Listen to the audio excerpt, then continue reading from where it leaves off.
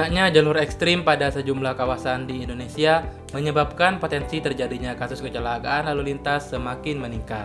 Tentunya, angka kematian pun juga terus meningkat setiap tahunnya.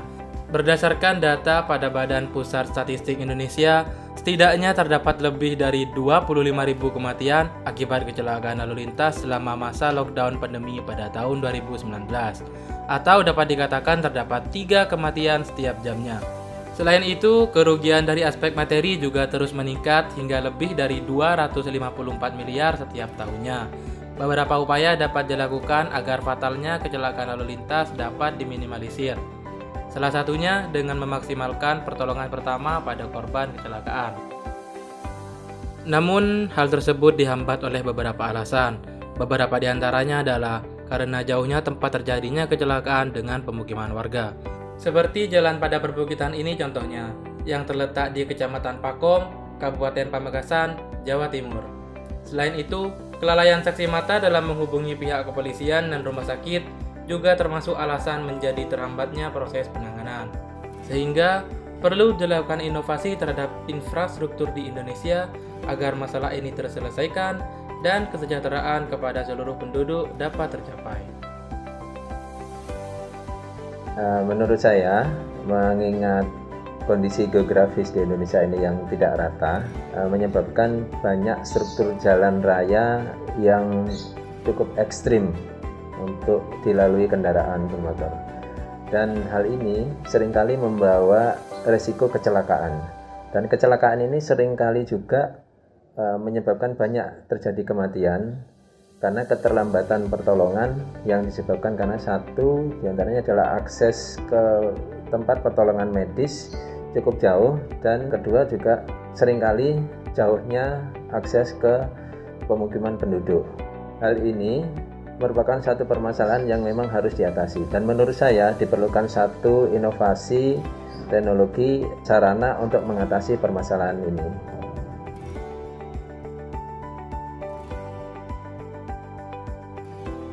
Hal ini selaras dengan tujuan Sustainable Development Goals nomor 3 dengan fokusan target poin 6, yaitu mengurangi hingga setengah jumlah kematian global dan cedera dari kecelakaan lalu lintas di tahun 2020. Lalu, terdapat juga target pada nomor 9 yang meliputi pengembangan infrastruktur yang berkualitas, andal, berkelanjutan, dan tangguh. Hal ini menjadi sangat darurat karena faktanya infrastruktur di Indonesia masih belum mampu mengatasi jumlah kematian akibat kecelakaan dan masih belum ada penurunan yang signifikan. Oleh karena itu, kami menggagas sebuah inovasi berupa penerapan Internet of Things pada pembatas jalan yang kami beri nama Fast Response Rolling Barrier atau bisa disebut FRRB. FRRB merupakan infrastruktur pembatas jalan yang dapat mengurangi dampak benturan saat kecelakaan, serta dapat mengirimkan informasi secara cepat dan akurat di saat yang bersamaan. Nantinya, FRRB ini juga akan diintegrasikan dengan Google Maps, sehingga menjadi sebuah aplikasi yang lebih efektif, yaitu DFRRB. Terdapat beberapa perangkat tambahan pada FRRB seperti repeater, CCTV, dan lampu LED yang sama-sama menggunakan panel surya sebagai sumber energi listriknya. Yang membuat gagasan ini menarik adalah penerapan Internet of Things pada pembatas jalan yang terintegrasi rolling system atau lebih dikenal dengan nama rolling barrier.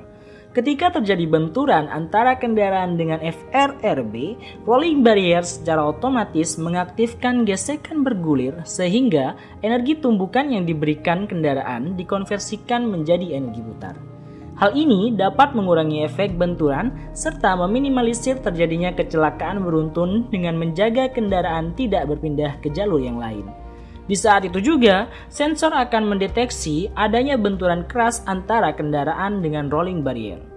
Microcontroller secara langsung memproses dan mengirimkan data berupa titik koordinat melalui repeater menuju server kepolisian dan rumah sakit terdekat.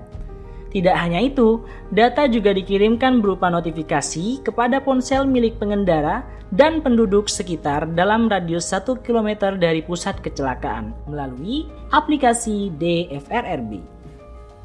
Fungsi lain dari sistem ini adalah CCTV pada FRRB dapat diakses secara real-time oleh berbagai perangkat untuk meningkatkan jangkauan penglihatan, sehingga sangat membantu dalam keamanan berkendara. Realisasi pembangunan FRRB ini dapat diselesaikan sebelum tahun 2030, diawali dengan tahap riset dan perencanaan, pemroduksian rolling barrier, pengujian ketangguhan dan efektivitas, pemasangan IoT, dan pengujian sistem, hingga pada akhirnya dapat dilakukan pembangunan FRRB di berbagai daerah di Indonesia yang membutuhkan. Implementasi untuk terwujudnya infrastruktur ini tentunya membutuhkan bantuan dari pihak-pihak terkait seperti pemerintah sebagai pemberi kebijakan dan sumber pendanaan pembangunan proyek, pihak kepolisian dan rumah sakit sebagai pihak utama dalam penanganan kecelakaan lalu lintas, akademisi sebagai pemberi ide dan perencanaan yang matang, dan masyarakat yang akan merasakan infrastruktur ini.